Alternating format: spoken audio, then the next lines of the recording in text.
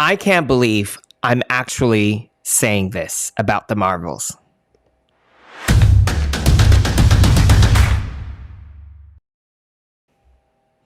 Hello, everybody. This is DC from the DC Life channel, back with another movie review. We are going to look into Marvel's MCU's latest installment, The Marvels.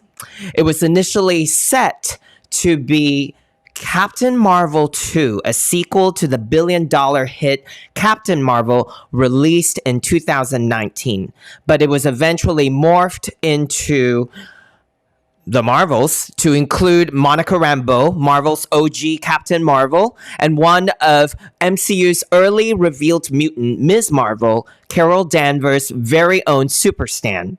I grew up reading Ms. Marvel and Captain Marvel, Photon, Pulsar, Spectrum in the Avengers comics and watched a lot of Kamala Khan on TV through the Avengers cartoons. I've got to watch the Marvels on an early screening on Thursday and last Thursday, and have lots to discuss with you. So please make sure you comment in the comment section down below and let me know what you think of the Marvels. And don't forget to subscribe, like, and follow, and ring the bell icon to be notified of more great content coming your way. All right, let's get on to the Marvels.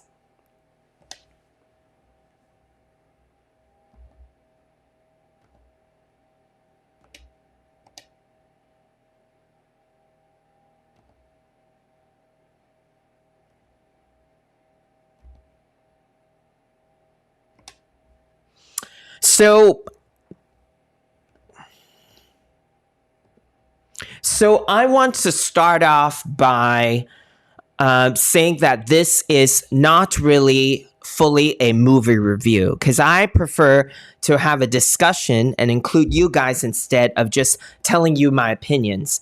So make sure you comment in the comment section down below and let me know what you thought of the Marvels.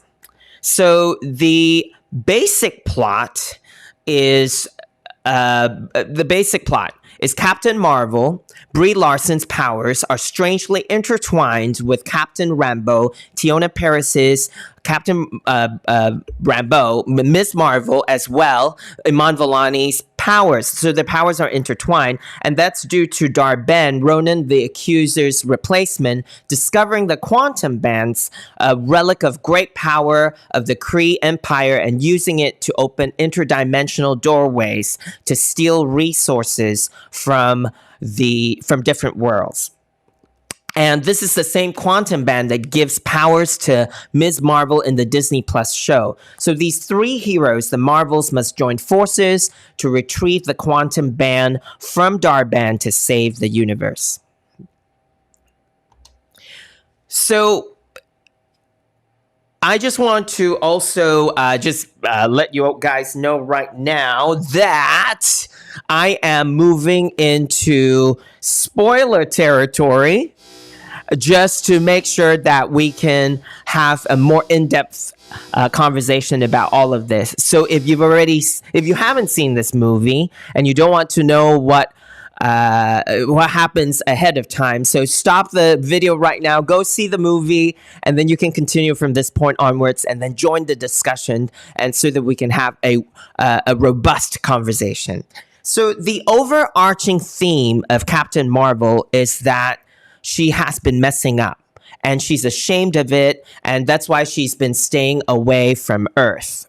And she's trying to get her act together, basically, right? So and in the process of working together with other heroes, she learns to lean on others and basically don't run away from your problems. Essentially, that's the overall character arc of Carol Danvers. Now, Dar-Benn has a legitimate, or Dar-Benn, the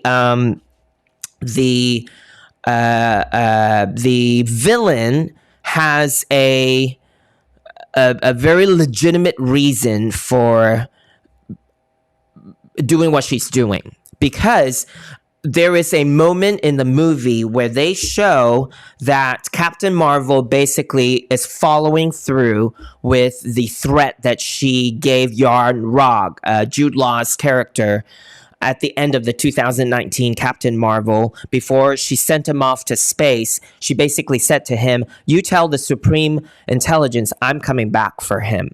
And she follows through.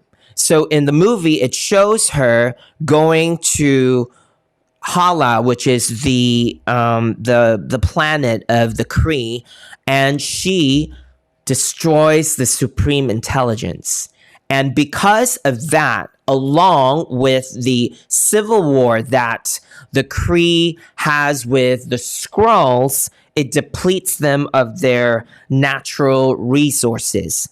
And at the same time, how a civil war actually depletes you of your sun, of your air.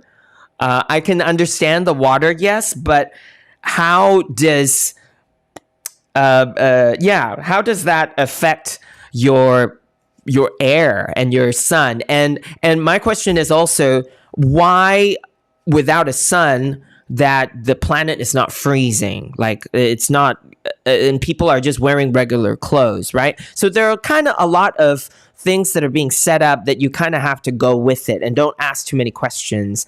That kind of basic plot. I do want to talk about the Supreme Intelligence. The Supreme Intelligence. The Supreme Intelligence in the comics is this kind of blob type of character. And I've always kind of been very, very interested in seeing how they're going to translate that in a live setting, a live movie setting, right? So they do have a moment where they're showing the Captain Marvel destroying the Supreme Intelligence, and the Supreme Intelligence is kind of one of the most half-baked CGI situation, kind of like The Flash. I mean, I think The Flash was worse, but it wasn't very good. So it's kind of one of those, like, did you just kind of mess up an opportunity to really, really lean in to some really cool CGI moments with the Supreme Intelligence? I mean, they kind of already chickened out the first time around by just having it be personified through Annette Bening. And so here's the chance now, and it was not very good. So let's talk about this overall situation with the movie. I really feel that this movie overall intent is damage control. It's basically to course correct from the 2019 Captain Marvel. There's a lot of effort put into humanizing Captain Marvel. So let's set it up. The only one thing that the DCEU won up on the MCU is the release of Wonder Woman, the 2017 Wonder Woman. And there's something to be said about Wonder Woman being the female superhero, comic superheroine, right? There's just no one like her. She was kind of one of the first, and she just influenced every female character for forever. A lot of everything that she is, her costume, her bracelets, kind of a lot of the way Wonder Woman is. She's been influencing female superhero characters. So with Captain Marvel, with the MCU, you kind of don't have that many characters like Wonder Woman. In fact, there aren't that many characters like Wonder Woman in the comic book world, right? So I remember at that time when Avengers was doing really well, the MCU was doing really well, a lot of people were asking for the Black Widow movie, right? And and I think everybody knows that you can't compare Black Widow with Wonder Woman. She's just too iconic. So that is just not the way to go. And even though she was the first female Avenger portrayed in the earlier phases, there was just no way you're going to compare Wonder Woman with Black Widow. So the answer was Captain Marvel. And Brie Larson's Captain Marvel, well, the Carol Danvers Captain Marvel. And so they went the route of making her the most powerful character in the MCU. So that's something I have to say I appreciate about Marvel and Disney. They want to make their female character, their premier female character, very important, very vital, and they went the route of making her the most powerful character. Even Thanos was a little overwhelmed by her, right? And I wish that Zack Snyder himself did not depower her in the Snyder Cut, Wonder Woman in the Snyder Cut. I wish that they kind of leaned in a bit more on the power sets. But all that's to say, so Captain Marvel was their answer, and their initial idea was to have Captain Marvel and Black Panther, Chadwick Boseman's Black Panther, be like the face of the next phases of the MCU after departing from Iron Man and Captain America. So when Chadwick Boseman unfortunately passed, and Black Panther is out of the picture, and then with the leanings of Captain Marvel, they leaned on more of the kind of social responsibility, identity politics, and of the kind of women can do everything type of situation, which I'm all for to a certain extent, but they kind of leaned in too much on the identity politics side, and even Brie Larson herself carried the way she carried herself in interviews. It was kind of just basically coming to a point where the character and the actress was no longer relatable or likable, and that unfortunately made Captain Marvel not work either. So coming back to the Marvels, I agree that they needed to course correct. They needed to humanize Captain Marvel. She was too powerful, and she had a little bit of a kind of like an air, like I'm better than everybody, right? So they kind of they kind of humanized her, gave her a lot more emotional moments, even gave her friends so that she can learn and humble herself, and basically kind of like, hey, I'm messing up, I need help type of thing, right? So but unfortunately, with the kind of mess ups, I think they kind of made things worse. For example, when you have her making a mistake with the Skrulls the refugee colony of the Skrulls, you kind of made it worse. It's like she's messing up, but she's kind of causing a lot of killing a lot of people by mistake, by destroying the supreme intelligence. You caused the tension between the Skrulls and the Kree to accelerate, and because of that, when Dar-Ben showed up at the planet wherever the Skrull refugee colony was, she destroyed that world, right? And then there's that singing planet, Alatna, I think. It's the same thing, because Captain Marvel is known as the princess of that planet. Dar-Ben shows up and steals their water as part of her revenge mission, and people died there as well, right? So I agree with the wanting to kind of make her be more flawed, but her mistakes were kind of a big deal. So it's kind of difficult to kind of come back from that. And also, nothing really in this movie moves the storytelling of Phase 4 or Phase 5 of the MCU forward. Other than the two end credit scenes, nothing really is contributing to the overall storytelling. Like there's the credit scene of connecting it to the Young Avengers. And I don't know how many people are really interested in that. And then there's the whole Monica Rambeau being stuck in a different different universe, if you will, and that's where the X-Men mutants are, and that's exciting. But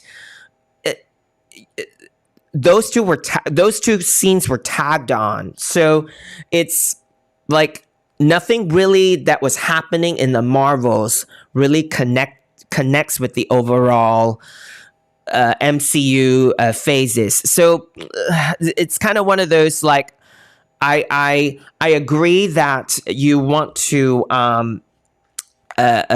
course correct and you want to make Captain Marvel a little more relatable, but I don't think it's working because Captain Marvel had the worst MCU opening weekend ever. It was only like 47 million in the US box office. And what are they going to do now, right?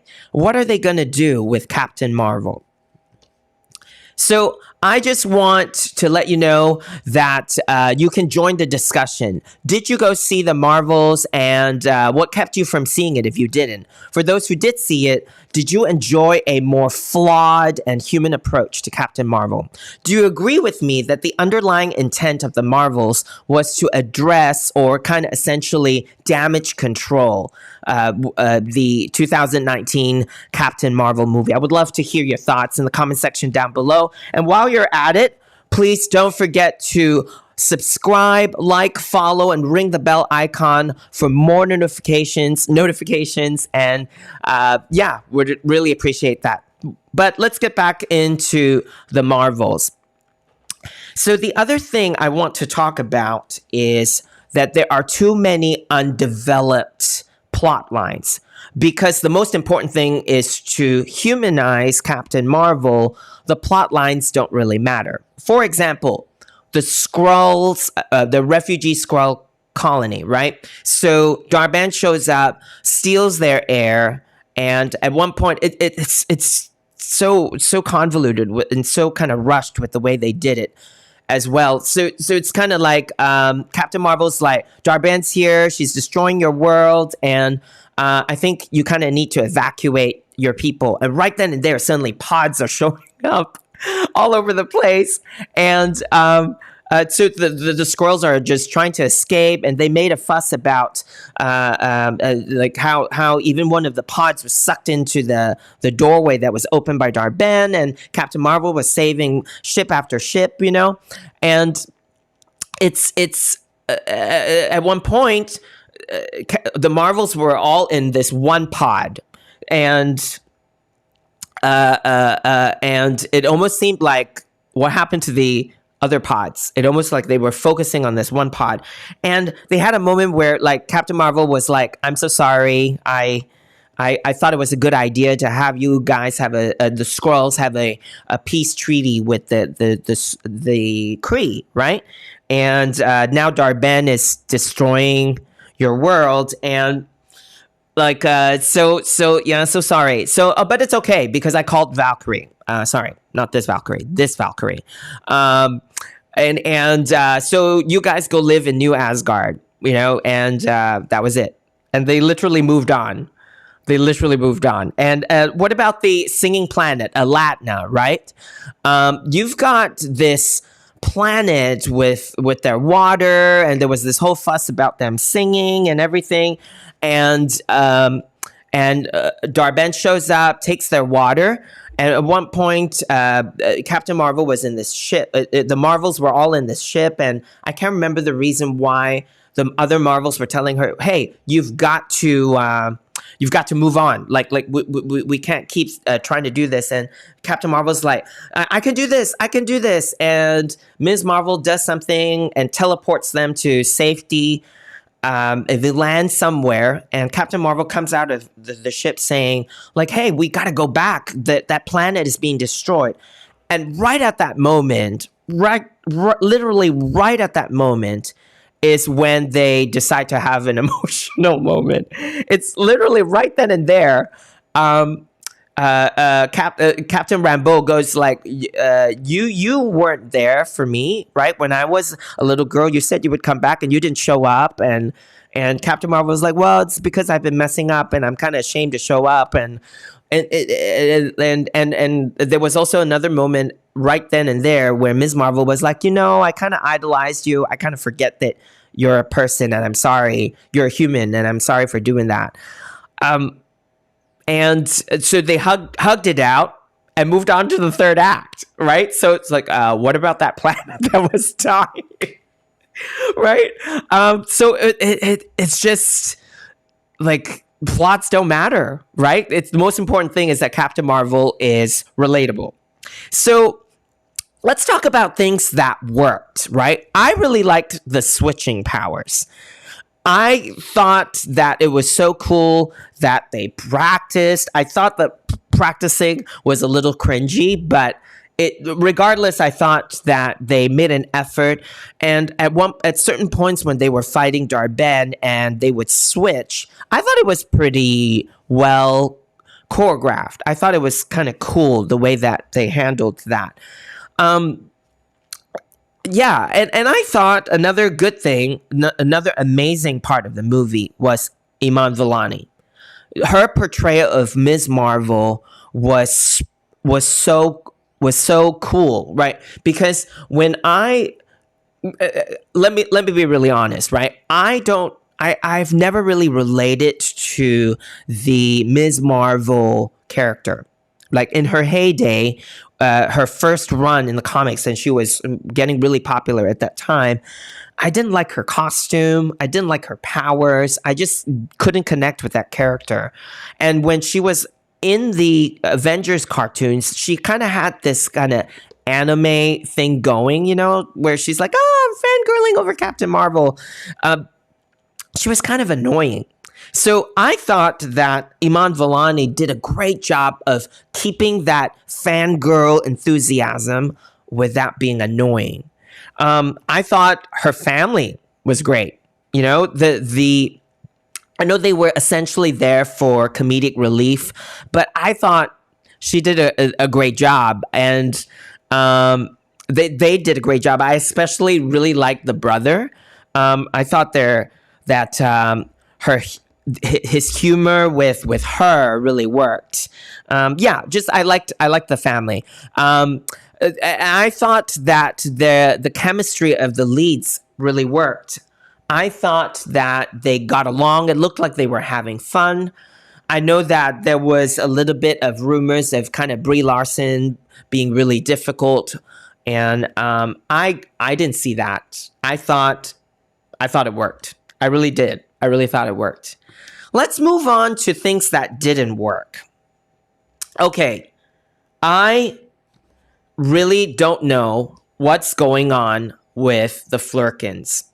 What is this obsession with the Goose character? I know that the Goose character is from the comics, and cats are really cute. I love cats. I really do. I have no idea why they decided to, okay, we really like Goose. We have one cat. Let's make a bajillion of them. And there was that whole thing about at the Saber headquarters where they were trying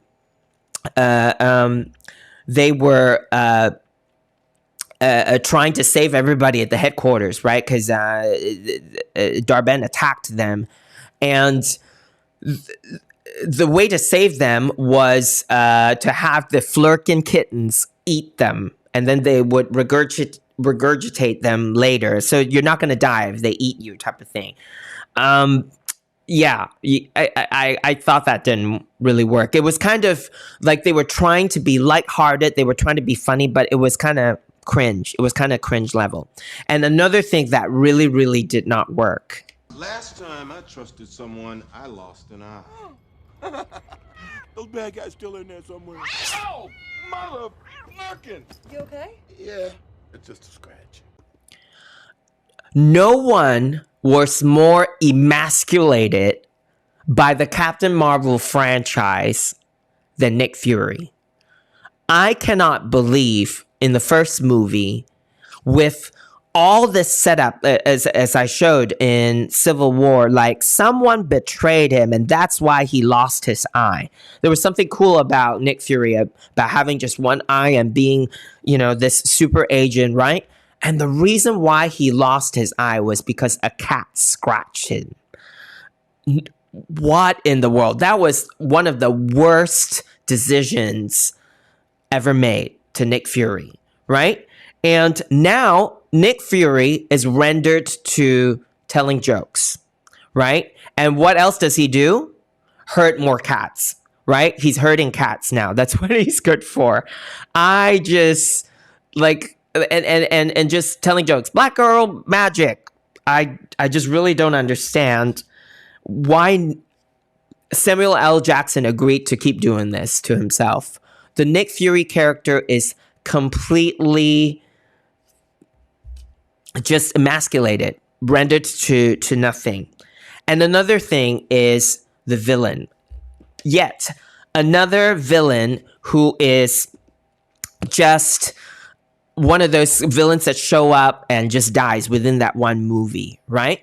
And then there's all this fuss about needing to collect those quantum bands, right? She puts it on and literally within minutes she explodes. She explodes. So what is the fuss about those bands and all this effort to gender bend Dar-Benn, race bend Dar-Benn, and then she served no purpose to the overall situation. I thought the actress did fine, and what was up with her mouth too? Like she had like kind of almost like rapper grills in her mouth. Why was that essential? I just really didn't understand what was going on there. And also that very quickly, the other thing that didn't work was in order to humanize Captain Marvel, let's make her funny, right? So there was one point when they were using the Flurkins to save everybody at the Saber headquarters, right? She shows them like, what? Why are you hurting cats? She asked Nick Fury. Nick Fury was like, this is the way to save everybody. Oh, okay. Well, come here, kitty. Like she literally turned like silly. It's just. I understand you need to humanize her, but was that really the way to go, right? So in conclusion, I didn't really not like the movie, which is why I said I cannot believe that this is what I'm going to say about the Marvels. And I kind of had fun with this movie. The plot was very convoluted. There were a lot of rules with the switching, and it's kind of one of those movies like you have all these rules, and if the reason for all these rules don't connect with the audience, then we stop caring. Then we really don't care. At a certain point, why the switching happens sometimes and doesn't happen sometimes. I know they explained that when two of them use their powers at the same time, that's when the switching happens. But at times it almost seemed like two of them were doing it and they didn't switch. So there's probably something going on there that we're not getting. But essentially, the plot is very convoluted. But at the same time, I really agree that they needed to humanize Captain Marvel. And one of the ways they humanized her was to depower her. Basically, even though she's super powerful with the switching, she's not able to use her power at full force. So that's in some ways it's kind of clever that they did that, but that's the problem that they set for Carol Danvers in the 2019 movie, and now it's difficult to course correct. That's unfortunately the situation. I loved the action scenes. I thought in the trailer it looked kind of lame, but actually it was fine. The CGI was fine. I thought some of those the space worlds were looking great. Now, a lot of times each planet was kind of like just one set, like nothing really changes, but it looked fine. I really didn't mind it. And I actually didn't mind her costume as well. I really liked Captain Marvel's new costume. I actually thought Brie Larson looked very feminine, very beautiful, but yet very powerful. I really appreciated that. So I don't think that this is a horrible MCU movie. I think maybe Quantum Mania or Thor Love and Thunder or maybe Thor 2 were kind of worse, you know? But all that's to say, this movie didn't do Captain Marvel any favors. I don't think the whole side plot to connect to the Young Avengers, I don't really know if the Young Avengers plotline is going to work at all. So it boils down to this. What are you going to do, MCU, with your female characters? I'd say learn from Captain Marvel. Don't lean onto the social politics side of things. Just celebrate your female characters. You've got Storm, Rogue, Jean Grey, and a boatload of other awesome, popular female characters coming your way. Sue Storm from Fantastic Four. That you can use now and I really hope that you learn from Captain Marvel and really just celebrate these characters. Don't change them too much. Just tell their stories. I think their stories are really great, and just leave them as is. Do them justice. And I really hope that we're going to be able to look at the female characters coming soon and really love them. So what do you think, everybody? Did you like Iman Vellani's performance? Did you think that Monica Rambeau, Teyonah Parris's Monica Rambeau, was very likable? Do you think that there were too many plot lines in the Marvels that weren't properly developed or resolved? And do you think Samuel L. Jackson and Nick Fury should just avoid Captain Marvel movies in the future so that he wouldn't be further emasculated and made a joke of? Comment down below and let me know your thoughts.